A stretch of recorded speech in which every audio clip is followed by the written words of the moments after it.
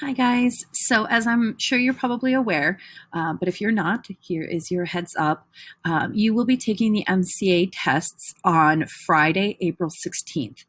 Some of you have opted out of it. Some of you have not. If you have not opted out of taking the MCA test, which your parent or guardian would have done, then you are going to be taking it on Friday, April 16th. If you are not taking it, you don't have to worry about these tutorials. I'm just doing these just for reference so that the students who are taking it know a little bit about the test before they go into it. Now, more than likely, you guys have taken an MCA test before if you've been in the state of Minnesota prior to this year, and you've been in a public school. You have very likely taken the MCAs before. If you have not, though, and you're new to us, this will definitely help you to know how to navigate the test. And if you have, it's a great refresher, and then that way you guys go in less stressed. As always, I want to remind you guys that these are standardized tests. This is just a snapshot of how you're doing on that particular day, but the MCAs do give us a lot of information about how you are moving towards fulfilling standards, which is something we as teachers have to worry about. And this helps us to know whether or not you are learning. Okay, if you guys have any questions about what the MCAs mean and why you take them, let me know. I can give you a data sheet about that as well. So let's get started on this. I will have this linked so you guys can walk through this yourself, but I just wanted to walk you through it a little bit and give you some information on it. Okay, so this is just the very beginning of the navigation tutorial. The link will bring you here. It says there is one section and there are 10 questions in section 1. All right, so for the, you can see here, it's reiterating that there are 10 questions and you're starting. Something I want you guys to know, I'm reading off some information here too on my second screen. For the reading and math MCAs, when you see the gray bar up here that says 1 of 10, this is the entire test. It's not just the group number, because they'll group them, you know, like reading passages and stuff like that, they'll group them together. But this up here in the navigation area, that is the total number of questions in the entire test. So I want you guys to be aware that when you see this, this number increasing here, the 1, that this is the entire test. So you're making progress, you're making progress. That's good stuff. All right. So let's see here. You're going to use the forward and backward buttons to move through the tutorial. And then you always have the option for the play text to speech during the tutorial as well. Okay. And so what'll happen is if you click this, it will just start reading this off in a computerized voice. But at the very least, you'll be able to have it read to you if you need that. All right. So when you start your test, there are going to be some instructions. It says, you know, today you will be taking a blank test. So whether it's math or it's going to be reading, you're going to be taking one or the other. Look for your name at the top right of the screen.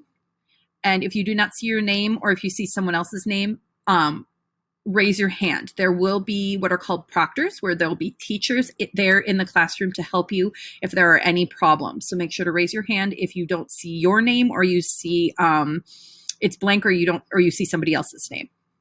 Very important, because we want you taking your test, not anybody else's. All right, so using the next and the back, you're watching me do this in real time here. That's how you're going to move forward and back in your test. You must answer the question before you can select the next or back button. It is going to require you to answer the question. Some questions have multiple parts, and you cannot select the buttons until you have answered all parts.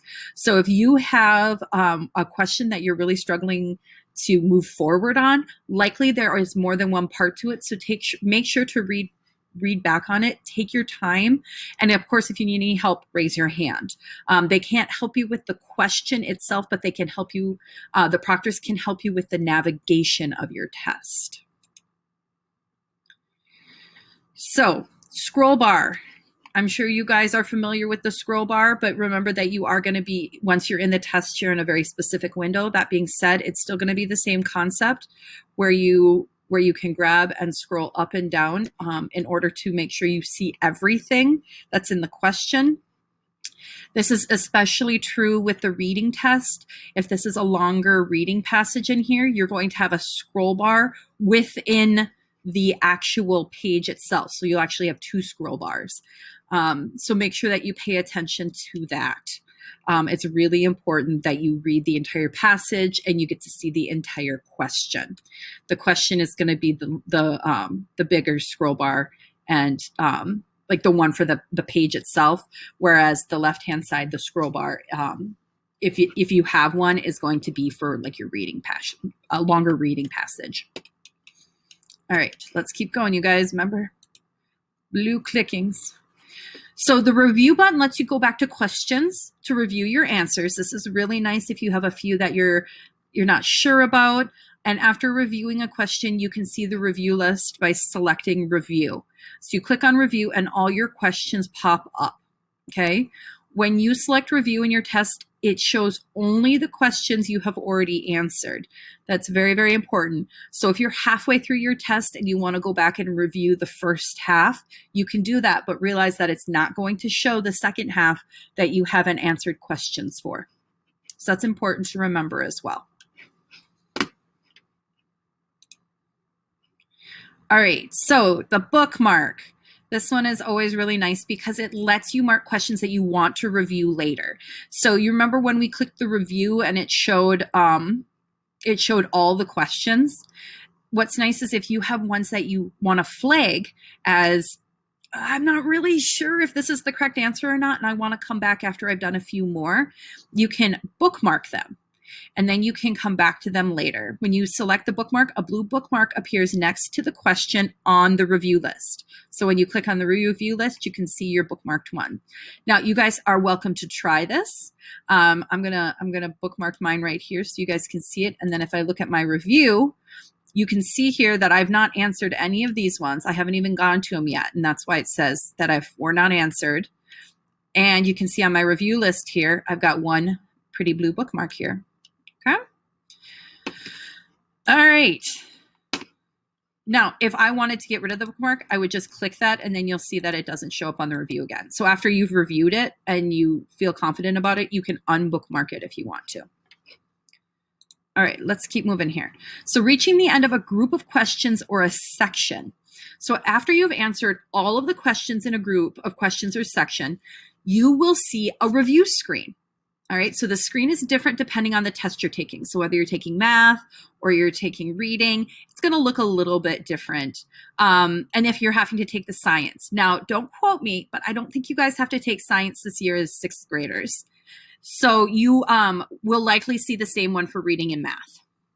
That's the nice thing about this tutorial is it actually shows you the pictures that you're going to be seeing. It walks you through it. So it says here, you have now reached the end of a group of questions. Select the review button to review the questions in this group. Select the next button to continue to the next group of questions. You will not be able to come back to these questions. So it's super important to pay attention to what's posted because you may not be able to go back and review those questions again. So read everything that it pops up on your screen. It's really important, you guys. Read everything. It is a reading test, but read everything. And then that way you'll know exactly what's going on and you don't get caught unaware of what's happening. So you select the review to go back to any questions, whether you flag them or you just want to review them before you keep moving onward. Because once you press that next button, it's done and we just got to keep moving, all right? So going to a next group of questions or section, you use the next button or submit button to go to the next group of questions or section. Once you go on, you can't go back. All right. Now I want you guys to take note here. You can see I'm at 9 of 10. So we're really nearing the end of this tutorial. So exiting your test. To exit the test, select the button next to your name. So up here, you can see I TestNav user. I'm not logged in. It doesn't show my name. But if I go out up to here, there will be more options on yours. But I can sign out of TestNav in the drop-down menu. And I can then select Save and Return Later, which is what will pop up after I check the sign out of TestNav. You cannot go back to review your answers after you exit your test for more than 20 minutes. So do realize that if you are exiting your test to take a a restroom break or a meal break or whatever, you have less than 20 minutes to sign back in. Now, your proctors are aware of this, but we just want to make sure that you guys know what's going on too.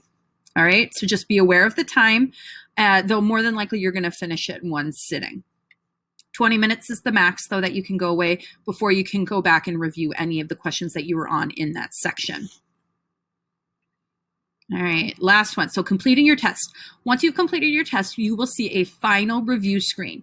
Use the review button to go back and review your answers before you submit your test. You guys know how to use the review function. You know how to use the bookmarks. To submit your test, select next or submit final answers. Again, it depends upon the test. Remember, read everything that pops up on the screen. Read every single word. It's super important. And if you're confused about anything before you click next or anything, raise your hand. Get help if you're confused about any directions that you're getting from the test on how to do things, because you're not going to be able to go back to your test once you have submitted those final answers and have selected next after you've reached the end of the test. All right, so you can see here it says end of reading MCA, submit final answers. And that goes for your math as well. Okay. All right, you guys, we've actually finished the tutorial here. And if you have any questions, you can see here I can submit my final answers.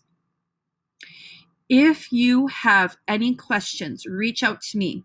If you have any questions day of, ask the proctor at the school where you're taking your test. All of that information will be coming from Ms. Rabanus or Ms. Bursich in the week leading up to it, so you don't have to worry about that. And it's not this Friday, it's next Friday. If you have a question about whether or not you're required to take the test, talk to a parent or guardian. And if they have any questions, they can reach out to Ms. Rabanus about that as well. Okay? And of course, you guys always can ask me questions. You know I'm here to help. Let me know. And yeah, you guys are going to do awesome. I will have some more tutorials and tool tutorials and that kind of stuff so that you guys are very familiar with what's going on. But I wanted to go through this navigation tutorial just to make sure that you guys understood that you had to click next and the review process and all that. All right, let me know if you have questions and we'll talk to you guys soon.